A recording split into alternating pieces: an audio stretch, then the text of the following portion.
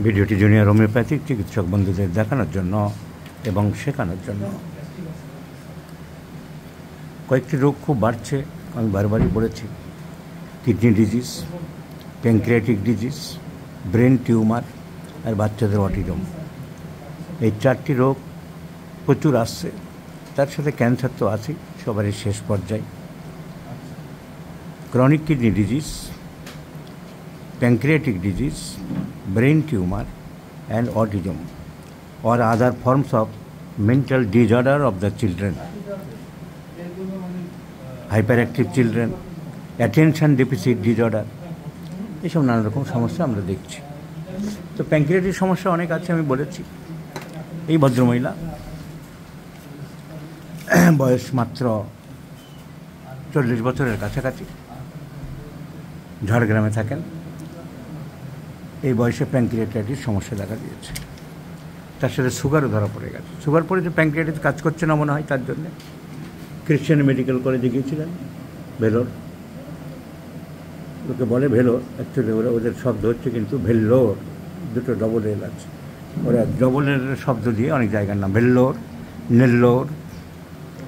তো হাওবার ভেল্লোরের কাগজে আছে diabetes, chronic calcific pancreatitis and dyslipidemia, মানে কোলেস্ট্রল বেশি, ট্রাইগ্লিসারাইড বেশি, এসব আছে। এখন অনেকে চিকিৎসা করতে হবে। হোমিওপ্যাথিক ডাক্তাররা বিভিন্নভাবে চিকিৎসা করে। আমার কাছে অনেকে কীভাবে কী পদ্ধতিতে চিকিৎসা করতে হবে জানতে চাই, শিখতে চাই, দেখতে চাই, ভিডিও চাই। তাই আমি সুযোগ পেলে দেখিয়ে দিচ্ছি, যদি রোগীর পারমিশন থাকে। তাহলে ওনার মেন সমস্যা প্যানক্রিয়াটিক ডিজঅর্ডার। প্যানক্রিয়াসের ভিতরে স্টোন পাওয়া গেছে, মাল্টিপল ক্যালকুলাই, লেখাই আছে note, multiple calculi in the pancreas. তো প্যানক্রিয়াসের ক্যালকুলাস তো চট করে অপারেশন করে দেয় না, এর ঝামেলাও আছে। ERCP করতে হয়, কিছু লিমিটেড ভালো জায়গা থেকে করে দেয় না। তো ওষুধে যদি ডাক্টের মাধ্যমে, প্যানক্রিয়াটিক ডাক্টের মাধ্যমে যদি ডিওডিনামে ফেলানো যায়, যেখানে ডিওডিনাম আর যেখানে কমন বাইল ডাক্ট আর প্যানক্রিয়াটিক ডাক্ট একসাথে জুড়ে গেছে, জায়গাটাকে বলা ইয়াম্পুলা অফ ভাটা ডিওডিনামে, সেটা আমাদের কনস্টিটিউশনাল ট্রিটমেন্টের মাধ্যমে চেষ্টা করতে হবে। এখন এই ভদ্রমহিলাকে কী ওষুধ দেওয়া যেতে পারে? টেস্টিং করে ওষুধ আসছে আমার, আমি সেটাই দেখানোর জন্য ভিডিওটা করলাম। মেডোরিনাম 200, আমি 2টো ডোজ দিচ্ছি। কেন মেডোরিনাম? এরকম পাথর ফরমেশন হচ্ছে, সুগার বাড়ছে, তো এগুলো সব সাইকোসিস।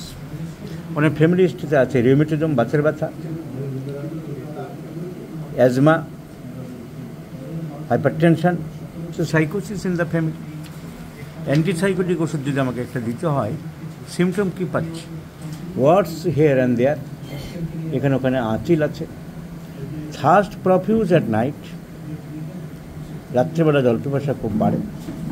Menstruation profuse, last for 6 or 7 days. Weeping disposition, nervous, bad news aggravates. তাহলে bad news aggravates, weeping disposition, profuse menstruation, profuse thirst at night, and along with other psychotic manifestations, the medicine comes Medorinum. Because the peculiar uncommon symptom too, bad news aggravates, খারাপ খবর শুনে আতঙ্কিত হয়ে পড়ে, tension বাড়ে এবং রাত্রে হঠাৎ করে পিপাসা বেড়ে যায়। So, considering with the miasmatic background of the patient, as also to look after the present symptomatology, I have decided to prescribe Medorinum 200, 4 doses BD, followed by